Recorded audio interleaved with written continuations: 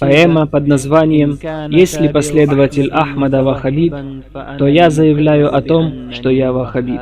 Это поэма шейха Муллы Имрана рахимахуллах, который был шиитом, но затем прояснилась ему истина, и он последовал за ней.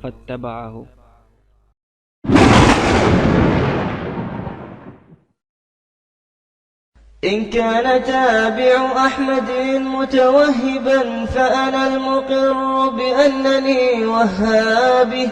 أفي الشريك عن الإله فليس لي رب سوى المتفرد الوهابي. لا قبة ترجى ولا وثن ولا قبر له سبب من الأسباب.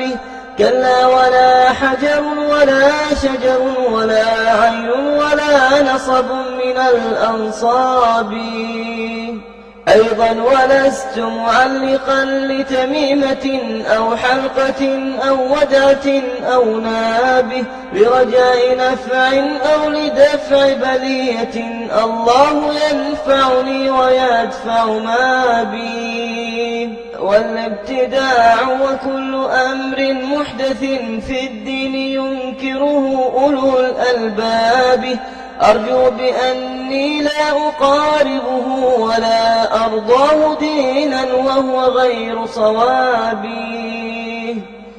وأعوذ من جهمية عنها عتت بخلاف كل مؤول مرتاب.